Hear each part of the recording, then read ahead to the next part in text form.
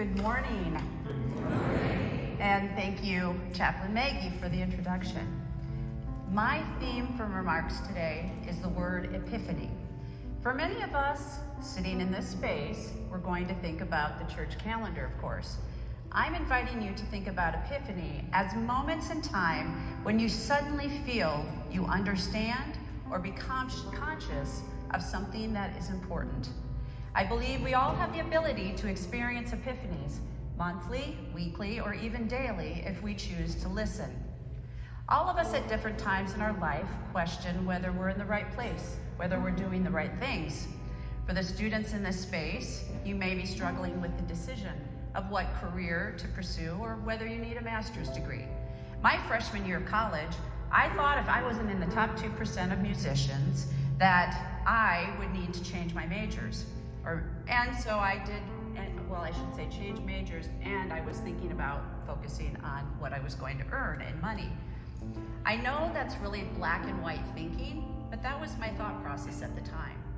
I made a degree change, and after college, vigorously pursued advertising, marketing, working at startups, and 12 years ago, I started a marketing analytics firm. Throughout my career, there were moments of mindfulness, acknowledgement of happenings that were bigger than myself, but it took a life-changing event to get my full attention. My only sibling, Brent, died 6 years ago.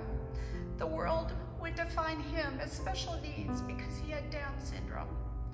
I saw him as a person who possessed many exceptional gifts, in particular, his daily conversation and relationship with God. 2 weeks after my brother's funeral, I was inspired to read this book, Untethered Soul by Michael Singer, and I became fully conscious of the epiphany that was unfolding in that moment. You see, I had purchased the book a couple months earlier, and I'd opened it up and I looked at it and I was like, this is making no sense to me. I don't understand what the author is talking about. However, after Brent's funeral, it all made total sense. The concept of the noise in one's head. The idea is that we all have an ego that as children is important to keep us safe. But as we become an adult, it becomes the voice that questions our decisions or is easily triggered by an offhand comment someone makes to us. Untethered Soul inspired me to explore meditation, religion, and spirituality. What followed were numerous conversations with spiritual teachers, reading a dozen books about faith practices, and conversations with several people who had near-death experiences. I was seeking my personal relationship with God, one like I witnessed with my brother, which was so second nature to him.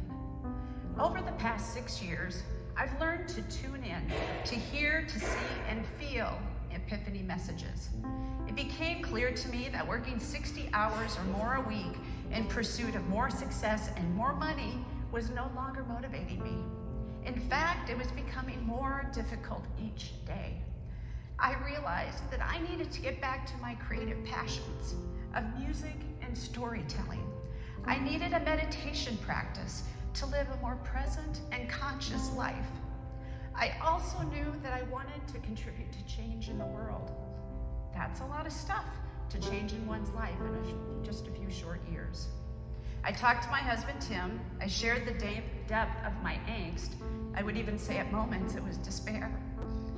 I had a company with employees. I had to consider them. We had built a new home, which we loved, but I also figured out it was not filling the void in my heart. There have been lots of tough decisions along the way. Certainly confusion, moments of intense clarity, perplexed looks from friends and family, maybe even a few of my fellow board of regents, tears, mindfulness, and some fear.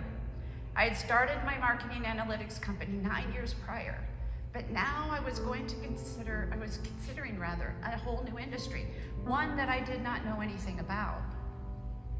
I spent the following 3 years figuring out how to transition my existing company while ramping up a new one. I developed and I continued cultivating my relationship with God during this time. Essentially, the internal work was leading me to my new external work. My new company is aptly named Epiphany Project, and it is a multimedia and social enterprise with a mission to create ripples of good in the world. I decided the one way that I could bring light to the world is through sharing stories of people who have experienced tragedy and transformation, who exceed their wildest dreams, and they impact the lives of many. I've developed a television concept called Fantastic Humans that I've been pitching to broadcast, cable, and streaming entities. Nexstar, who owns about 200 television stations across the country, was interested in picking up my show. However, they wanted to require ownership of my content, which was an absolute non-starter for me. They're not used to, in the industry, people with business experience, and they are very accustomed to being able to get their way with people that are just anxious to get something on the air. So that was an interesting experience. I've learned in my career that sometimes you need to break the mold and just simply invent a new way. So I'm reimagining how to bring these stories to people by bypassing large entertainment networks. I believe there's always another way to accomplish the goal. I would like to share with you briefly one of our Fantastic Human stories that we've produced. The episode is about Eddie Taduri. He's 72 now, and he's been a professional drummer his entire adult life. He played for the Beach Boys, Del Shannon, Michael McDonald, and many others. At the age of 40, he hit rock bottom. He'll tell you that sex, drugs, and alcohol are very much a frequent addiction within the industry of musicians and bands. He called an old friend who had gone through rehab successfully. He took Eddie to his first AA meeting, and Eddie has not had a single drink or used drugs since that day. However, you know what? That's not his most significant tragedy in his life. 3 days after his 50th birthday, he was surfing in Santa Barbara. He decided to ride one more wave before heading home to shower and go to a gig that night. He was about 30 yards out from the shore, and a wave just pile drove him to the bottom of the ocean. He heard his neck crack, and he couldn't move. He was floating to the ocean bottom, and no one was around to help him. He experienced a feeling of pure joy and unconditional love, which is consistent with many who've experienced near death. He became very clear-headed, and he told himself that he needed to open his mouth so that he could drown and discard his physical body, because he wanted to pursue the afterlife that he was seeing under that water. Just as Eddie opens his mouth, he emerges to the top of the water to see the full California sky, and he is moved towards the beach and gently laid down to rest. To be clear, there was no one there, just God. Within a few minutes, a lifeguard walked by and asked Eddie, "Are you okay?" Because he's just laying there, and he smiled and he said, "Yeah, I am okay. I think I'm paralyzed though, so I need an ambulance." And that is Eddie to a T all the time. There are many details that follow, but the quick summation is that he was told he'd likely be paralyzed, possibly from the neck down.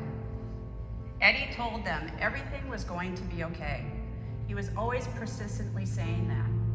I interviewed his physical therapist, who confirmed everything Eddie had told me, and she was present the day he took his first step. Only 6 weeks later, Eddie walked out of rehab. During his rehabilitation, he received what he calls his downloads of amazing ideas that could assist his fellow rehab patients. He was using a variety of percussion instruments that had been sent to him by his bandmates during that 6 weeks he was in rehab. And he was using those various hand cymbals and drumsticks to help people with their physical therapy, as well as helping himself. After a couple of years of continuing to develop these downloads, he decided to pivot towards working with people with intellectual differences. Eddie developed a program that is currently used in 13 countries worldwide to teach math, vocabulary, sign language, and leadership skills. PhDs have reviewed his coursework, and they have found it to be one of the best pedagogies available. All of this from a guy who never finished high school and still refers to himself as a recovered addict. As I wrap up this morning, students, I say to you, be patient with yourself, cultivate a practice that connects you personally to the divine. Alumni, especially those of you over 40, don't be afraid to rethink your passion, your purpose, or your career. And everyone in this space, make time to be present, be a joy seeker, and cultivate meaningful connections with this amazing, diverse world.